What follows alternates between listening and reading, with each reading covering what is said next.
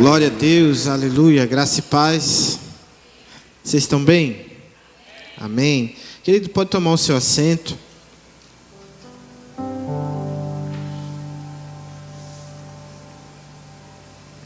Abra sua Bíblia, livro de Filipenses, capítulo de número 3.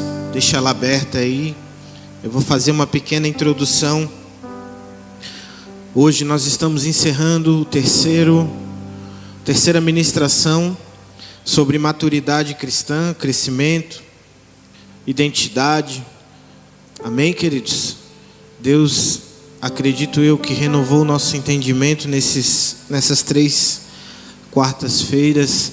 Eu não fiz com o propósito intencional de essa ser a última quarta-feira que nós vamos estar aqui nesse templo.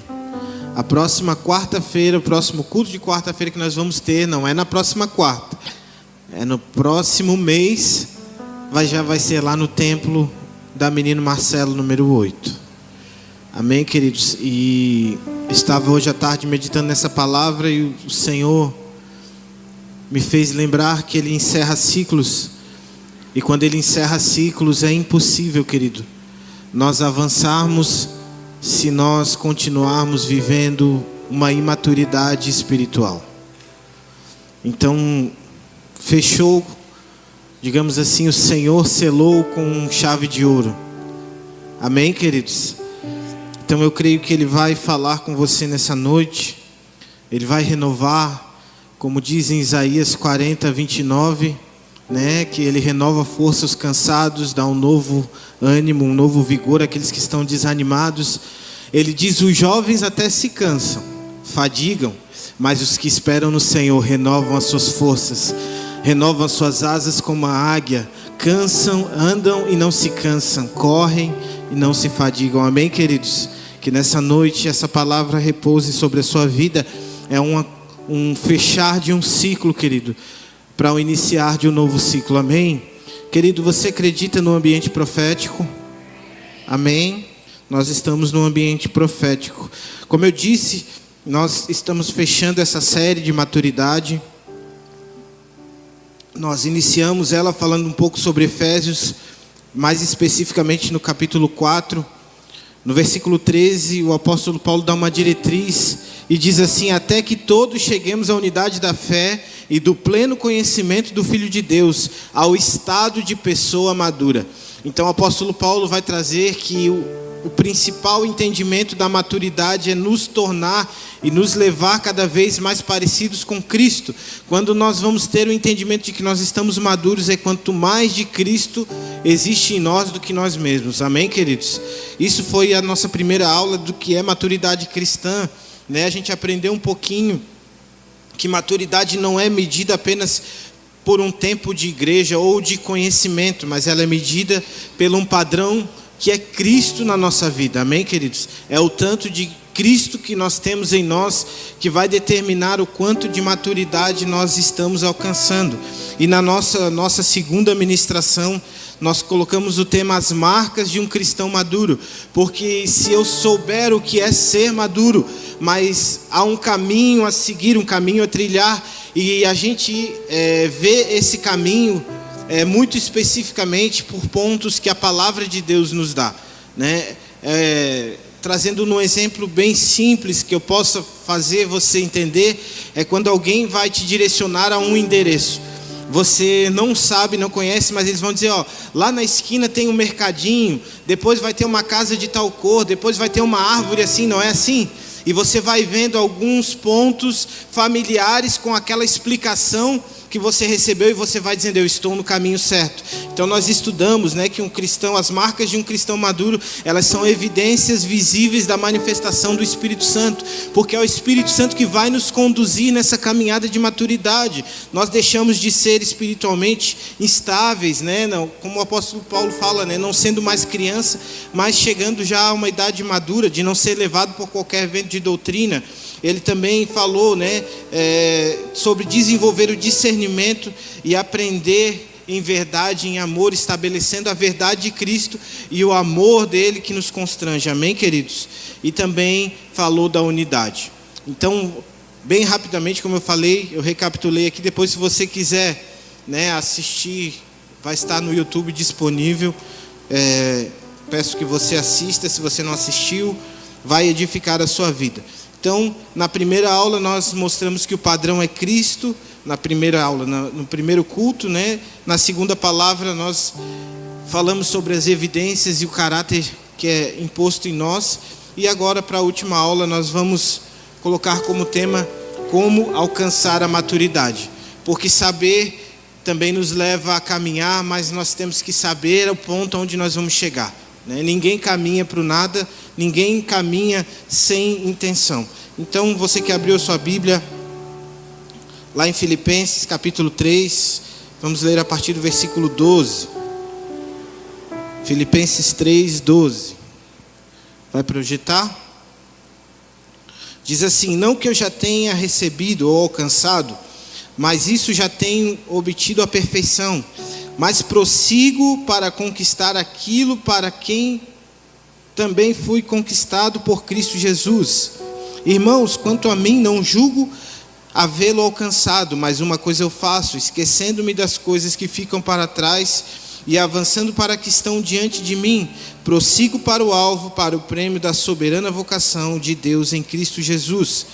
Todos, pois, que somos maduros, tenhamos este modo de pensar, e sem alguma coisa que vocês pensam de modo diferente, também isto Deus revelará a vocês. Seja como for, andemos de acordo com o que já alcançamos. Então o apóstolo Paulo aqui, ele está trazendo algo à igreja de Filipe, e ele vai falar também aqui sobre maturidade e sobre alcançar esse nível de maturidade. E nós vamos ver que, como eu falei aqui no culto passado, nós dificilmente alcançaremos uma maturidade de varão perfeito, a estatura completa, nesta vida ainda. É quase que impossível, querido, nós chegarmos a um padrão de excelência de Cristo, sabendo que a maturidade é esse padrão. Mas a Bíblia vai nos garantir uma continuidade. Quando nós falamos do princípio da salvação, né, e nós já aprendemos, eu já falei aqui várias vezes e vou repetir novamente, que a salvação não é um fim em si mesmo, ela é o começo de uma caminhada, uma abertura, algo que nos dá o direito de entrarmos neste lugar diante do Senhor e de começarmos uma caminhada. Sabemos que a salvação é o primeiro, mas depois vem a santificação e a glorificação, que é no dia que nos encontraremos com Cristo nos ares, né? Nos encontraremos face a face com Ele, e a Bíblia diz que nós teremos um corpo glorificado, semelhante a Cristo, quando ressuscitou dos mortos. Amém, querido? Eu não vou entrar aqui nessa escatologia e nem me aprofundar nesse assunto, mas Jesus, ele não vai morrer para nos salvar como alma, né? Não tenha na mente aquilo, né, de que você, quando morrer, vai virar um espíritozinho, né, uma alminha que vai lá para o céu. Não, querido. No céu tem uma pessoa de carne e osso, com as mãos furadas, com os pés furados, nos esperando, e nós vamos chegar lá também de carne e osso. Qual vai ser a diferença? Que esse corpo que hoje é corruptível, ele vai ser transformado num corpo incorruptível. Amém, querido? Nós vamos ser transformados à imagem, sim, perfeita e à semelhança de quem nos criou. Mas até lá, querido, não é o motivo de nós usarmos isso como desculpa, né? Ah, pastor, então se eu não vou conseguir, então eu vou viver aqui de qualquer jeito, e quando Jesus me buscar, não, querido, daí quando Jesus vier, aí você vai ficar. Amém? Porque toda a transação bíblica, tudo que a Bíblia aponta, ela não aponta para, como tem uma teologia, né, da hipergraça, que diz que já está tudo feito, a gente não precisa fazer nada. Não, querido. O apóstolo Paulo vai dizer que nós temos que fazer a manutenção da nossa salvação. O que é fazer a manutenção? Manutenção, querido, é quando você adquire algo e você quer que aquilo continue funcionando em plenas condições. Então você precisa dar manutenção. Quando você compra uma casa, quando você compra um carro, ali tem um manual de instrução, ali tem algo que você vai vendo, a casa vai passando o tempo, ela vai desbotando as paredes, ela vai queimando uma lâmpada, ela vai acontecendo algumas coisas, e o que você vai fazendo? Você vai dando uma manutenção. Essa manutenção, ela pode ser preventiva ou ela pode vir após um acontecimento. Quando ela é preventiva, querido, o que eu faço? Eu vou lá e eu compro uma lâmpada, e lá naquela lâmpada, no manual de instrução, diz, olha, a vida útil dela, sei lá, né, não tem dias, mas tem horas de uso, sei lá, 120 horas de uso. Claro que a gente não vai ficar lá no relógio, né? Eu acendi a luz agora, a hora que eu desligar eu vou contar, não. Mas mais ou menos você faz um cálculo. Se eu uso ela em torno de 6, 7 horas por dia, ela vai durar mais ou menos 6 meses, 7 meses. Então você já vai começar e vai fazer o quê? Você vai comprar uma lâmpada reserva. Quando aquela ali queimar, você vai botar a reserva e vai comprar outra. Isso é uma manutenção preventiva. Quem faz uma manutenção preventiva não fica no escuro, amém? Agora, quem deixa para fazer a manutenção depois do acontecimento, aí ela precisa fazer um sacrifício. Amém? Aí você tem que tá lá em casa, né? Daí queima a luz, o que você faz? Você vai ter que sair da tua casa, do teu conforto, ir lá no mercado, num lugar que vende uma lâmpada, pegar a lâmpada, trazer, trocar. Aquele tempo ali você vai ficar sem luz, vai criar um pouquinho de transtorno para você. Por quê? Porque você não se antecipou. Então, o apóstolo Paulo, ele nos fala para fazer essa manutenção da salvação. O que é essa manutenção da salvação? É justamente isso que nós vamos ver. São provas práticas de que nós estamos caminhando em maturidade. Por quê? Porque criança, querido, ele não se preocupa com coisas de adulto. Amém? Criança não se preocupa se amanhã ele vai ter comida em casa ou não. Criança não se preocupa se amanhã o boleto vai estar pago ou não. Ele se preocupa em brincar, comer, dormir e brincar. É o que criança faz. Quando nós somos imaturos na fé, o apóstolo Paulo vai dizer que nós somos como crianças. Amém? Então hoje nós vamos traçar objetivos bem práticos para a gente alcançar pelo menos esse ponto de maturidade, de nós estarmos sempre colocados diante do Senhor e preparados, querido. Por quê? Porque o apóstolo Paulo vai fazer duas comparações. Ele vai dizer que para alguns Jesus virá como um ladrão. Amém? Para outros Jesus virá como noivo. É o mesmo exemplo da manutenção, querido. Porque um ladrão ninguém espera, amém? Você espera um ladrão? Pô, queria tanto que um ladrão viesse lá em casa essa noite, né? Mas quando você é noivo ou noiva, o seu anseio é estar com seu noivo, com a sua noiva, né? Quem já é casado aí, ou quem vai casar, sabe que tem o dia do namoro, né? O dia que separou para o namorado, a namorada ir lá na casa, ficar um tempo junto. E nós ansiamos por aquele dia, não ansiamos? A gente fica, olha, vai quinta-feira, dia de eu ver meu namorado, minha namorada, meu noivo, minha noiva. Não é assim? Não era assim, irmão, no seu tempo? No meu tempo era, né? Nós tínhamos os nossos dias, então nós ansiávamos estar juntos. O apóstolo Paulo vai dizer a mesma coisa. Olha, vai ter gente que quando Jesus vier, ele vai ser igual aquela pessoa aí, queimou a luz, e eu não tenho outra luz em casa. E aí, meu irmão? Né? Acabou o azeite da lamparina, e o noivo chamou, e aí? E aí vai correr no mercado para comprar o azeite, vai correr no mercado para comprar a lâmpada, e às vezes pode ser tarde.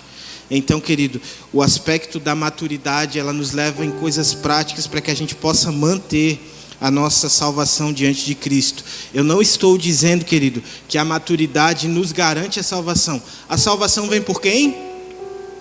Efésios 2:8, é pela graça por Cristo, não nos custa nada, é um favor imerecido, né? Mas 2:10 vai dizer que foi em favor das obras que Ele já preparou de antemão para que a gente andasse nelas. Amém?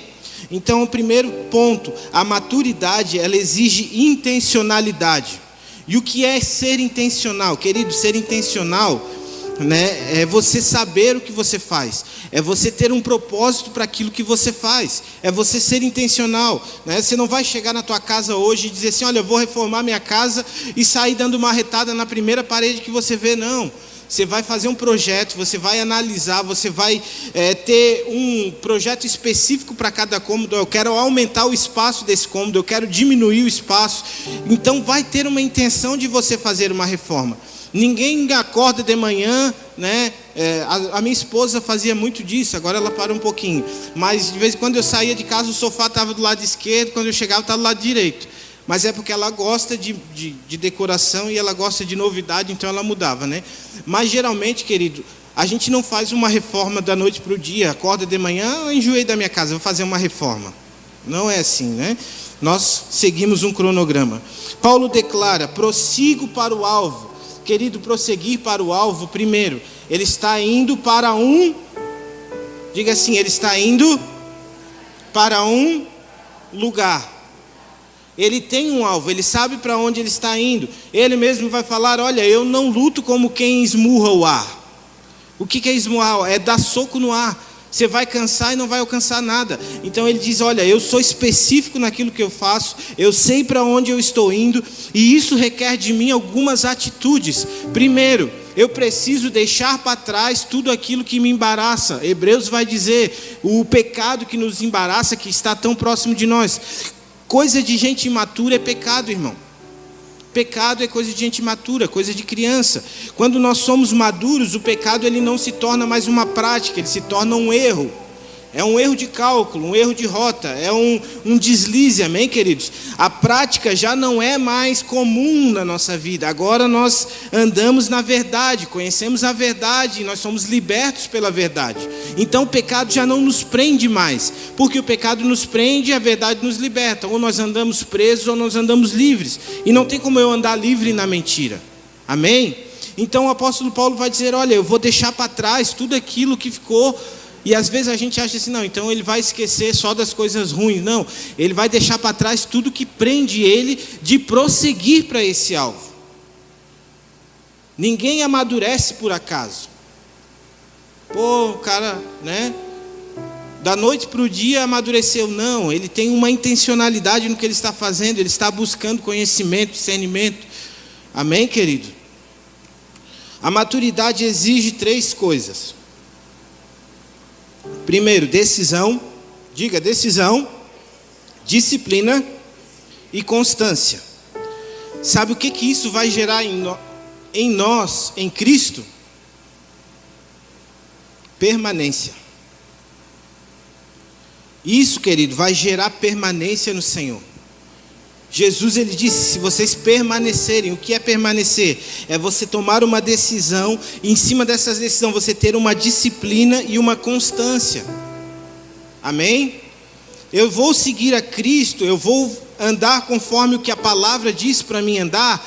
Então eu vou ter uma decisão a partir de agora. Eu aceitei Jesus como Senhor da minha vida, mas eu também não aceito Ele só como Salvador. O senhorio dele acarreta que você precisa andar em obediência.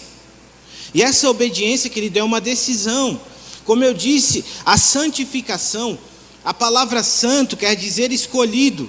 E nós fomos escolhidos pelo Senhor. A palavra diz que Ele nos escolheu primeiro. Amém, querido? Agora a palavra santificação é escolher se separar. Amém? Se nós fomos escolhidos e separados pelo Senhor, a santificação quer dizer escolher se separar. Ou seja, Deus nos chamou para vivermos em santidade. E a partir disso eu tenho uma escolha de viver conforme o Senhor me chamou ou não. Isso determina, querido, o quão nós estamos praticando a maturidade que nós estamos adquirindo de Cristo. O apóstolo Paulo vai dizer: quando eu era menino eu fazia coisas, agora eu sou homem, então eu tenho que mudar as minhas atitudes para homem. Paulo não diz: estou esperando chegar ao alvo. Ele diz: prossigo, porque ele mesmo vai dizer: eu ainda não alcancei. Embora eu já esteja mais longe do que eu estava, eu ainda não cheguei no alvo que me está proposto. Este movimento, esforço e direção. Existe movimento, esforço e direção, querido.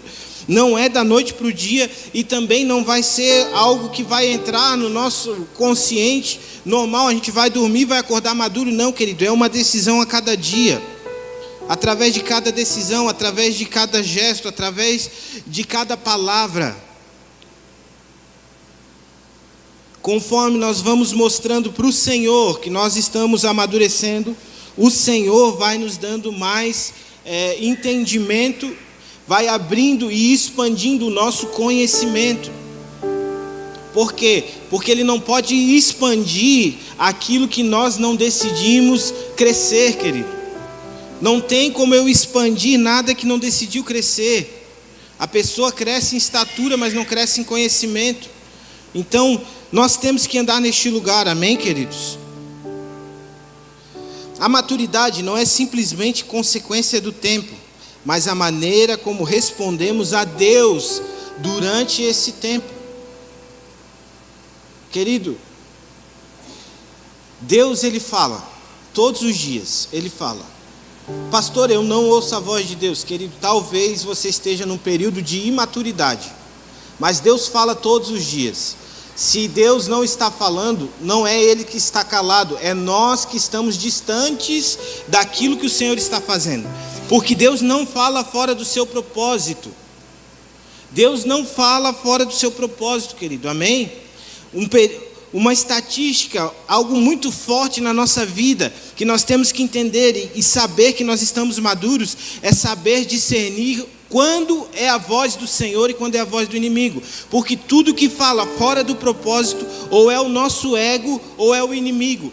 Deus, ele direciona dentro do seu propósito, ele fala dentro do seu propósito, e cada vez que nós saímos do propósito, ele gera situações, ele permite circunstâncias para que a gente se realinhe no propósito.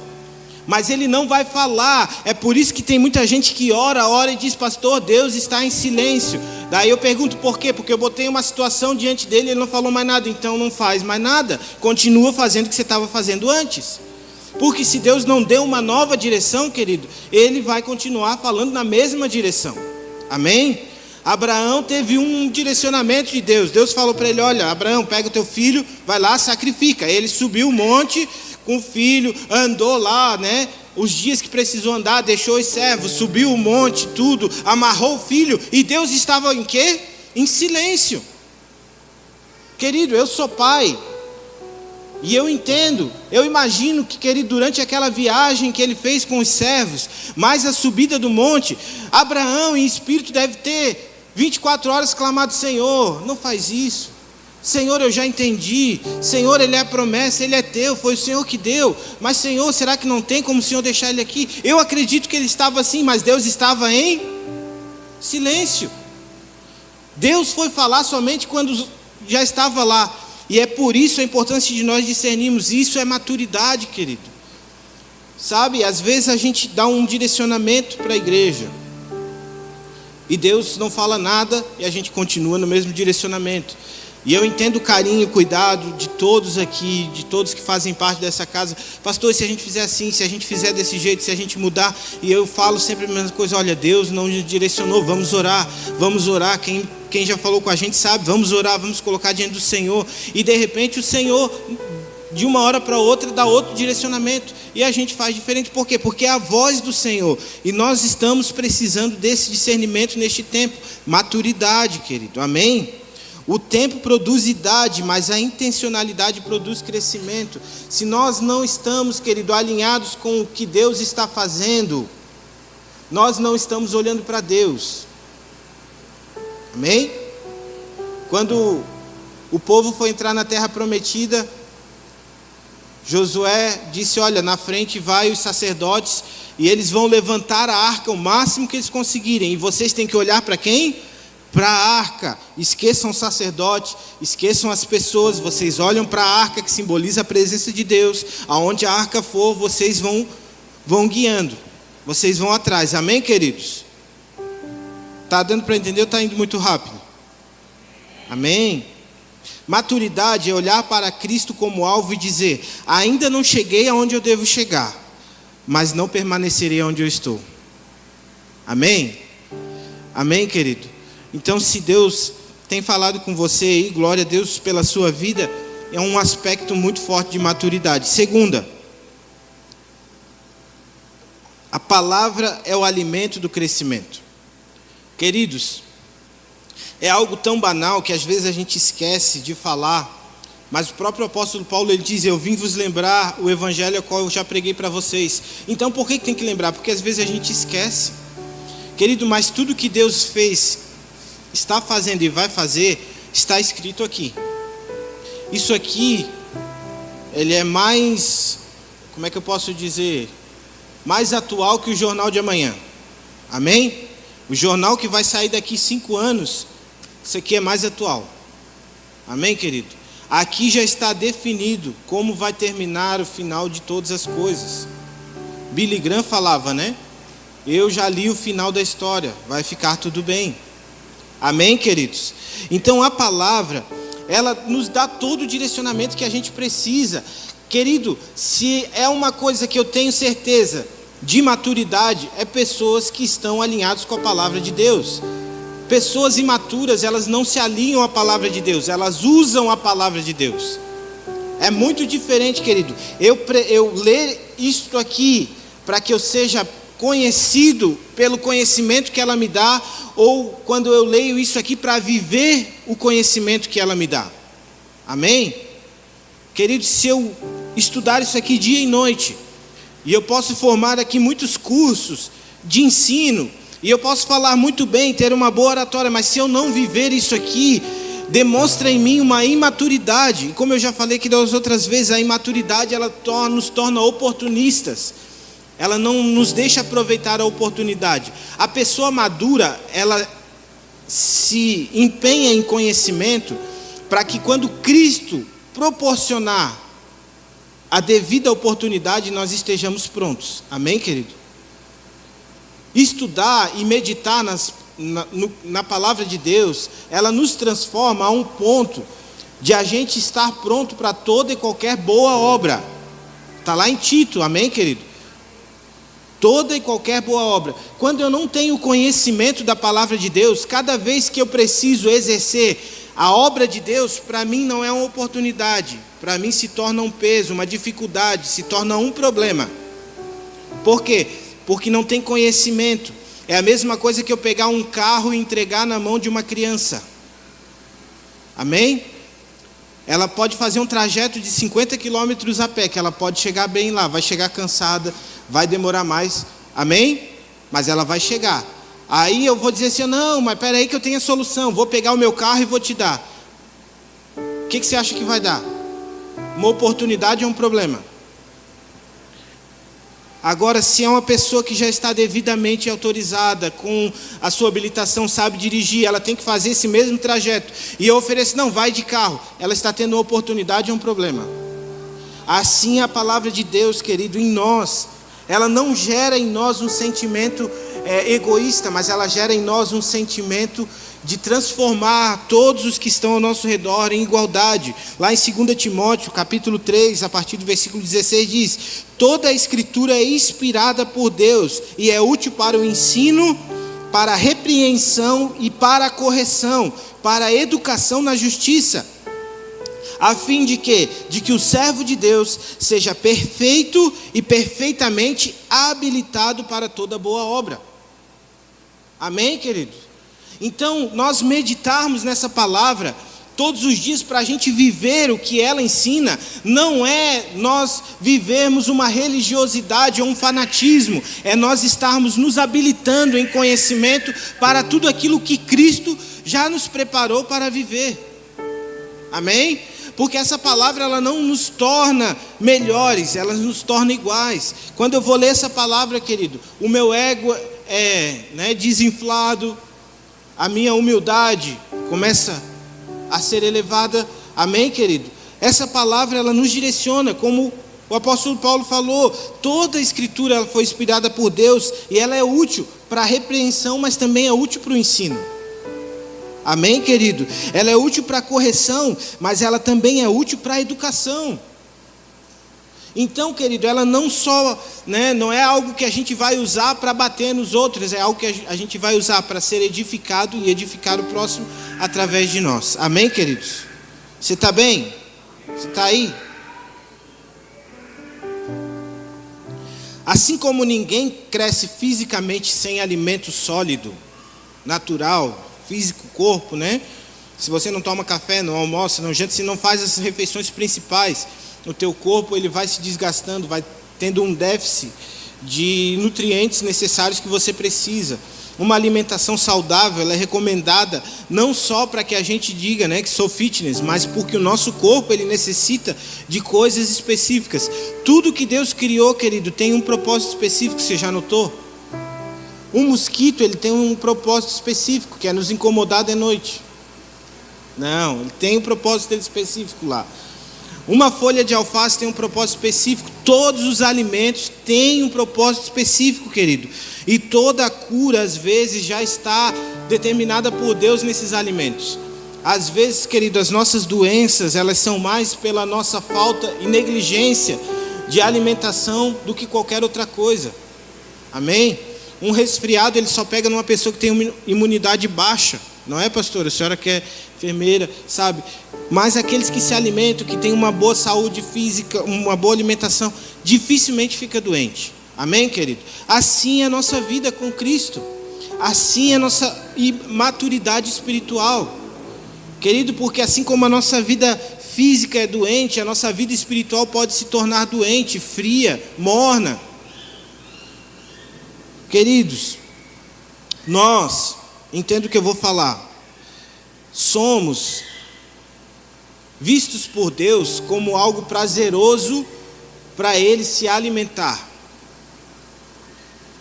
A nossa maturidade espiritual nos leva a um lugar de entendimento que o Senhor gosta de estar conosco.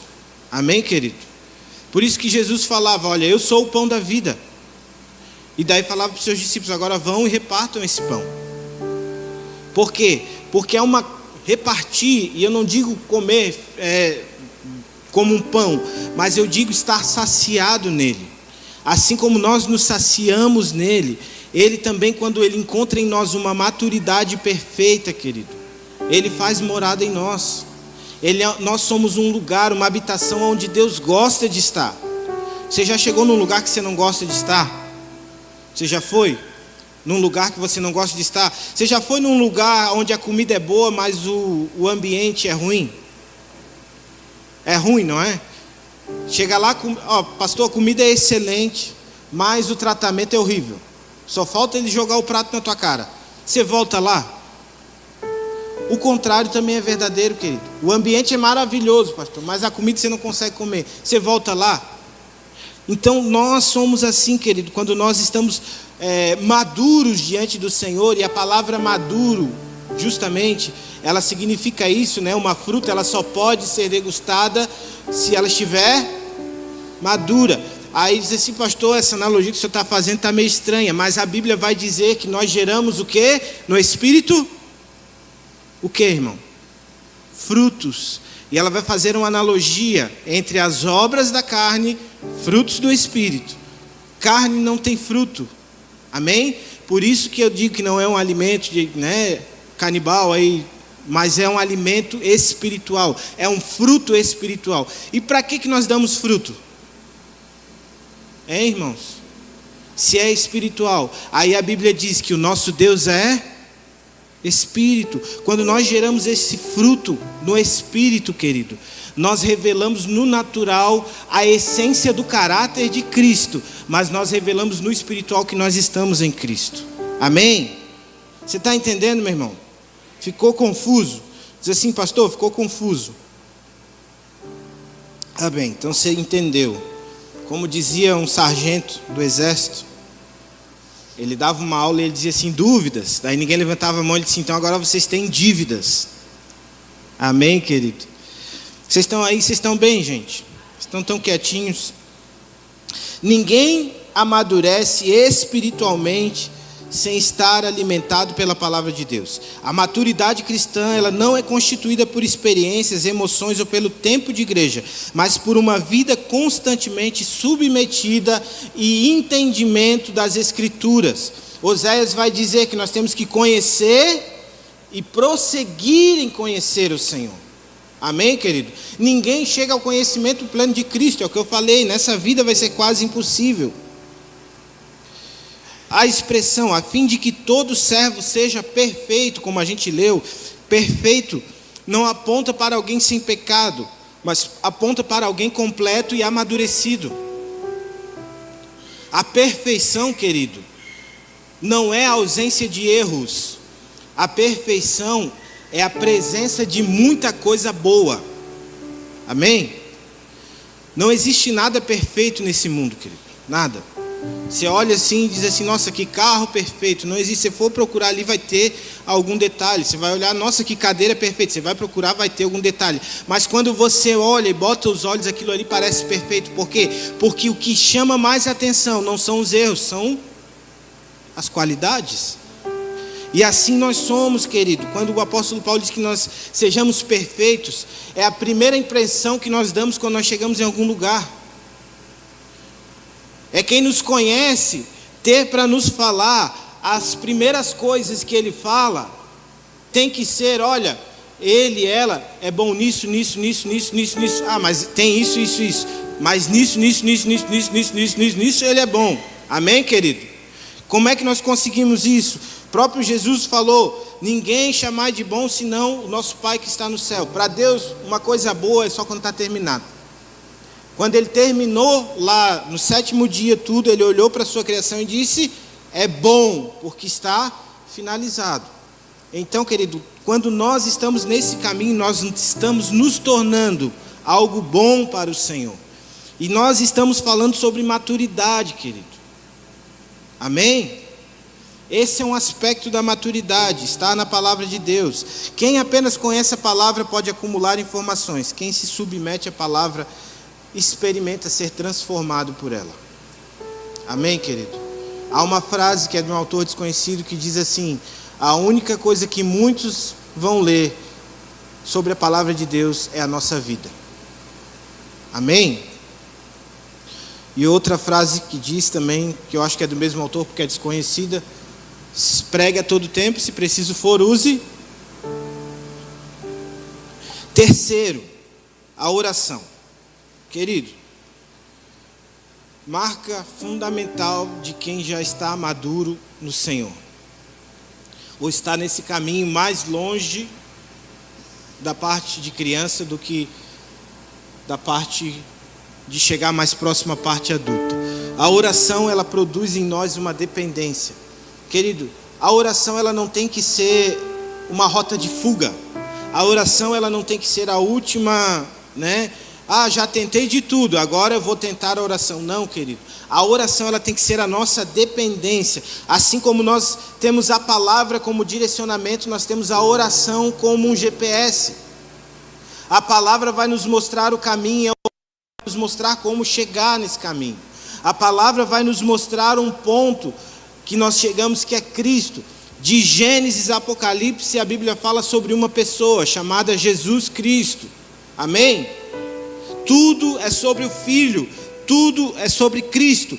Ela nos direciona a essa pessoa, e o que vai nos dar o GPS, o que vai nos guiar por esse caminho é o Espírito Santo. Como nós vamos conversar com o Espírito Santo? Através da oração. E eu estou falando conversar, não é um monólogo, não é uma caixa de desejos, não é eu abrir o meu coração lá e dizer: Senhor, eu preciso disso. Jesus disse: olha, não fiquem fazendo vãs repetições. O Pai que está no céu, Ele conhece o desejo do coração de vocês. Antes da palavra de vocês sair da boca de vocês, o Senhor já sabe o que vocês vão pedir. Então parem de ficar fazendo vãs repetições, sempre pedindo a mesma coisa e nunca alcançando nada. Maturidade é saber ouvir a voz de Deus, mesmo quando o não fala mais forte do que o sim. Mesmo quando Deus vai mostrar para nós que o desejo dele é melhor que o nosso. Lucas 22:39 é um clássico de maturidade através de Cristo. Projeta para nós, Lucas 22:39. E saindo, foi como de costume para o Monte das Oliveiras. Ele foi como de costume, era um lugar onde ele costumava orar. Jesus não foi lá para orar por causa que ele ia ser crucificado. Era um lugar de intimidade, onde ele costumava falar com o Pai. E os discípulos o acompanharam. Pode passar. Chegando ao lugar escolhido, Jesus disse: orai para que não entreis em tentação. Pode passar.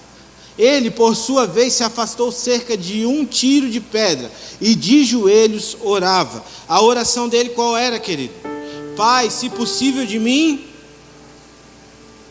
contudo, todavia, portanto, eu sei quem eu sou, eu sei aonde eu estou e eu sei para que eu vim. Então, que a tua vontade continua sendo prevalecida sobre a minha vida. Que ela prevaleça sobre a minha vida, amém, queridos? Então esse lugar de oração, ele nos leva a esse entendimento, que a vontade de Deus sempre vai ser melhor que a minha. Pessoas imaturas, querido, e nós estamos aqui falando sobre caminhos práticos da maturidade. Eu não estou aconselhando você a orar. Eu não estou aqui dizendo que para você que é bom você orar. Eu estou dizendo aqui, se você não ora, você é uma criança espiritual.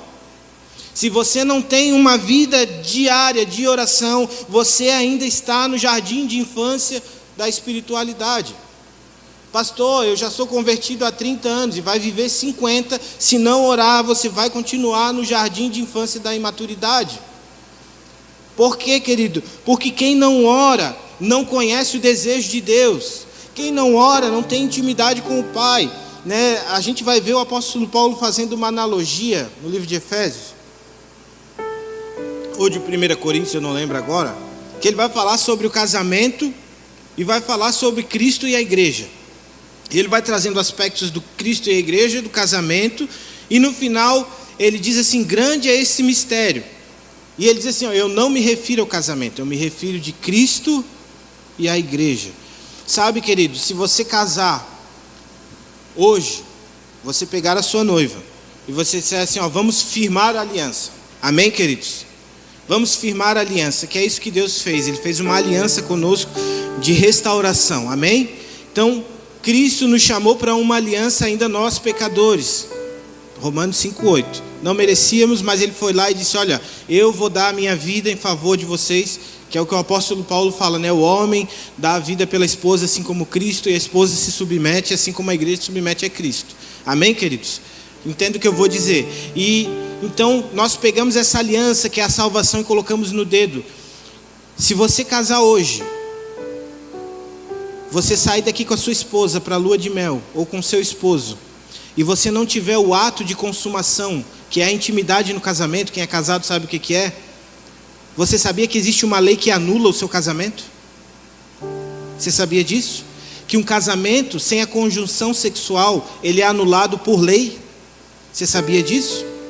Sabe o que é isso, querido? Intimidade. Portanto, querido, quando eu aceito a salvação de Cristo, mas eu digo assim: eu não quero orar, eu não vou orar, eu não gosto de orar, não estou com vontade de orar, eu estou dizendo assim: eu não aceito a intimidade que vem com essa aliança. É a mesma coisa, querido. Amém? É a mesma coisa. Tem gente que trata Deus como um presidiário. Como assim, pastor? Vem uma vez por semana, faz uma visita íntima e vai embora, e deixa ele trancado aqui dentro. Domingo que vem eu volto, tá, Deus? Aí durante a semana não ora, não lê a Bíblia, não jejua, não faz nada, e acha que Deus tem a obrigação de no próximo domingo trazer uma palavra que conforte o seu coração, para que a sua semana flua bem, para que tenha energias boas, né, positivas da parte de Deus para a nossa vida. Isso denota sobre o que, querido? Que nós estamos ainda numa imaturidade. Se nós não temos o discernimento que nós precisamos todos os dias ouvir a voz de Deus, querido, a nossa imaturidade, ela chegou num ponto tamanho que a gente diz assim: eu sei viver por mim mesmo, e se acaso não der certo, eu peço a opinião de Deus. Não é nem a vontade, é a opinião, né? Porque daí quando dá as coisas erradas, liga para o pastor, pede mensagem: pastor, ora por mim, meu casamento está acabando, minha mulher quer me jogar para fora, meu marido está doido, sabe?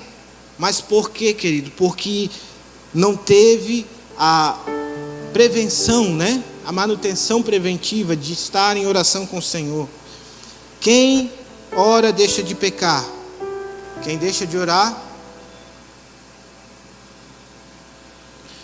Neste texto encontramos uma das maiores marcas de maturidade espiritual, a capacidade de submeter a própria vontade à vontade de Deus. Jesus não esconde a sua angústia, mas permite a decisão do Pai. Sabe, queridos, Deus ele não veio para acabar com os sonhos de ninguém, ele veio para alinhar os seus propósitos aos teus sonhos. Amém, querido? Se você tem um sonho: pastor, eu queria fazer uma faculdade, pastor, eu queria comprar isso, queria vender aquilo, pastor, eu tenho um sonho de viajar, pastor, eu tenho isso, tenho aquilo. Querido, deixa eu dizer para você que a maioria dos sonhos, quem botou em você foi o próprio Deus, porque Ele já tem um propósito para você através desses sonhos. O que eu não posso, pastor? Eu tenho que ser como Abraão. Deus deu a promessa, mas eu tenho ciência de que a promessa é dele. O momento em que ele quiser retirar, é ele que vai retirar. É ele que vai mostrar o momento que ele vai colocar, e é ele que vai mostrar o momento que ele vai tirar. Amém, querido? Então, quando nós alinhamos os nossos sonhos com os planos e propósitos de Deus, querido, você vai comer o melhor dessa terra. Amém? Porque é o que diz a Bíblia. Se me ouvirdes, me obedecerdes. Se a gente não come é por quê? Aí a gente vai comer McDonald's, Burger King. A oração amadurece o cristão porque ensina a dependência de Deus. Simples assim. Queridos, Deus não nos exigiu conhecimento para que a gente seja independente. Ele nos exigiu conhecer para cada vez mais depender mais dele. Quanto mais eu conheço de Cristo, mais eu conheço de mim. Quanto mais eu conheço de mim, mais eu sei que eu sou dependente dele. João vai dizer que Jesus vai dizer, sem ele nada a gente pode fazer. Amém, querido? O cristão maduro aprende a colocar sua vontade diante de Deus e a dizer, não seja feita a minha vontade, mas a tua. Maturidade não é precisar cada vez menos de Deus, é crescer até compreender que Ele está sendo formado cada vez mais em nós, através daquilo que nós abrimos mão por Ele. Amém, querido?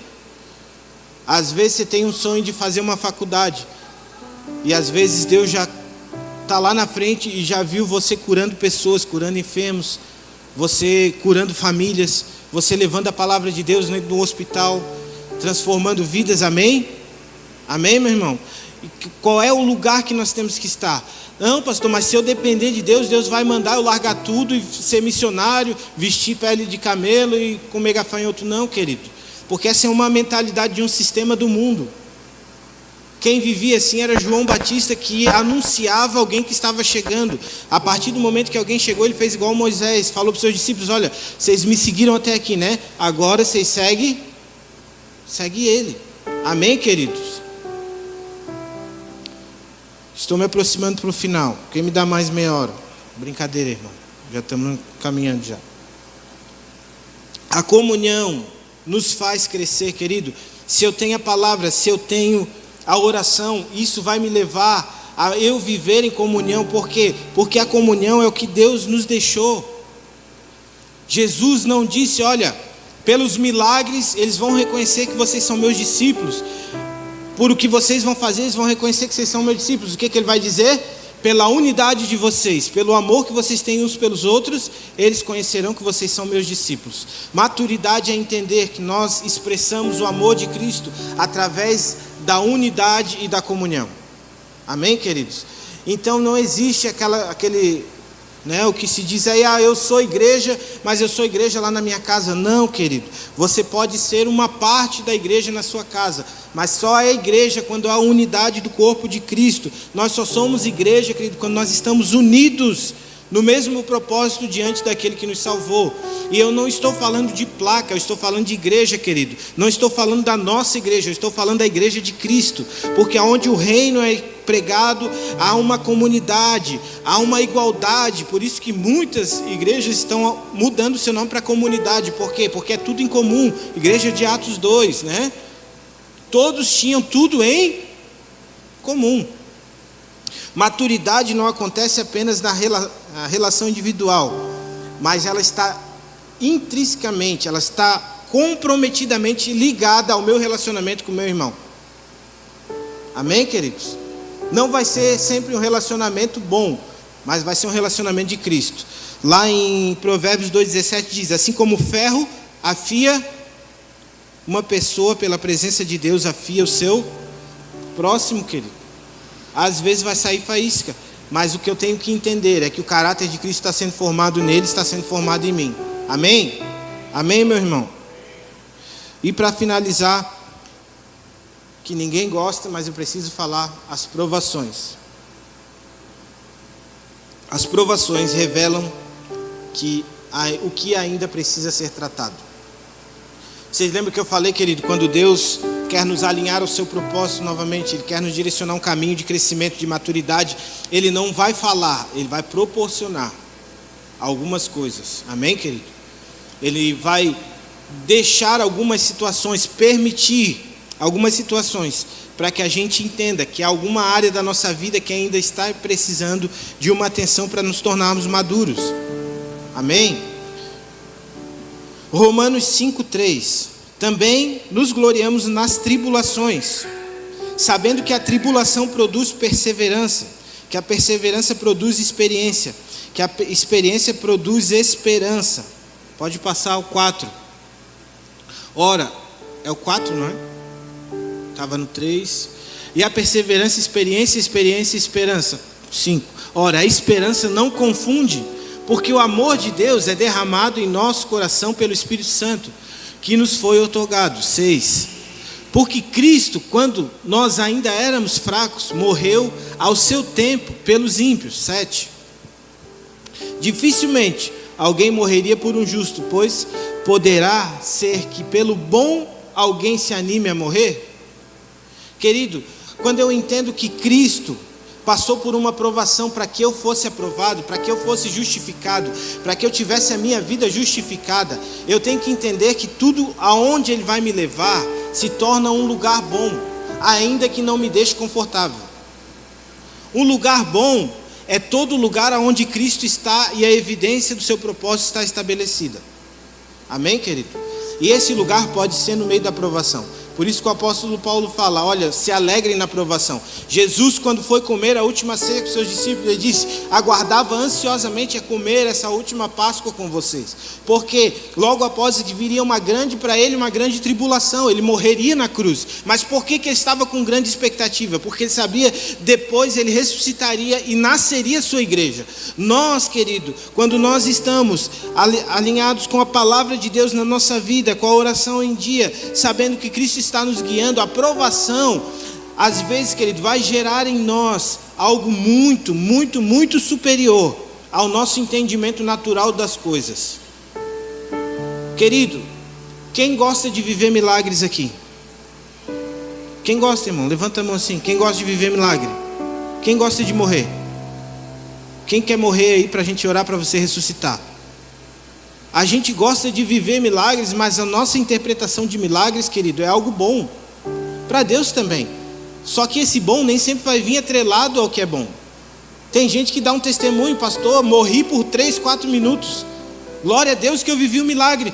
Para ele hoje é bom, mas naquele tempo, quem sabe, não era tão bom. Amém? Queridos, eu tenho aqui um pino na minha mão. Eu cortei essa mão quando eu tinha 16 anos.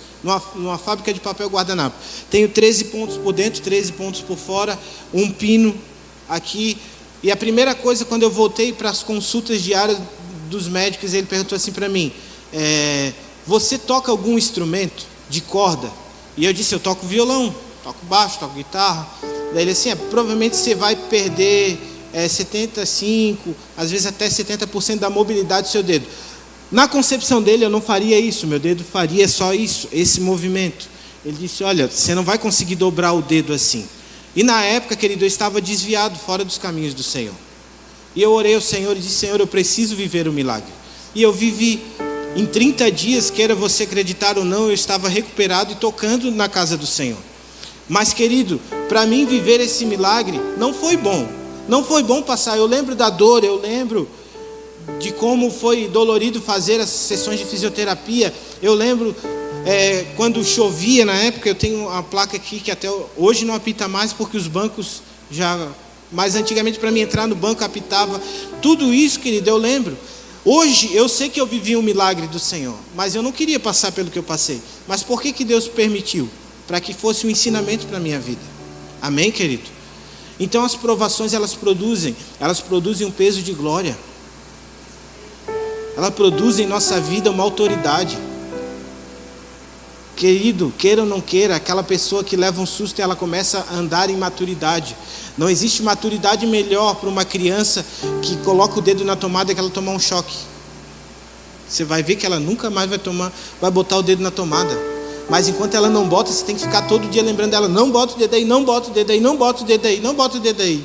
Hoje eu acho que ela tomou um choque lá em cima.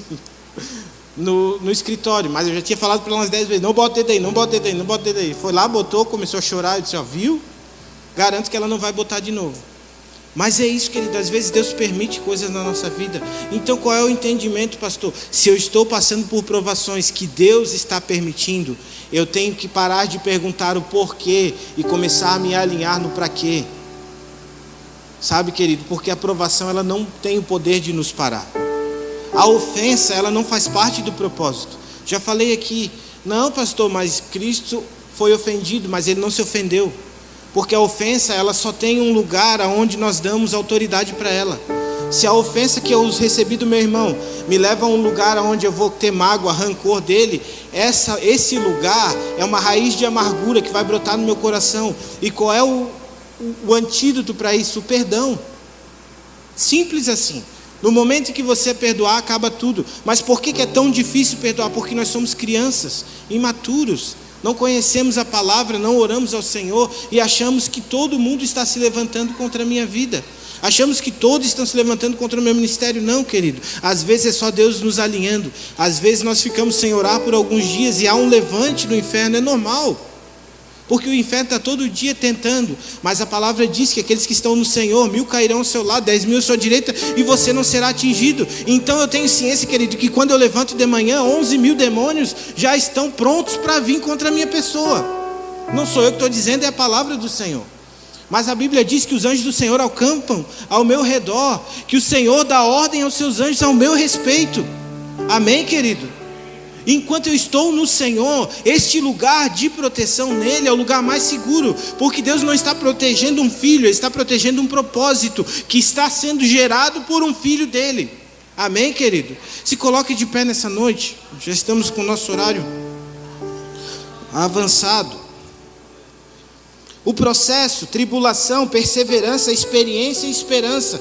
Querido, quantos já abandonaram a bendita esperança?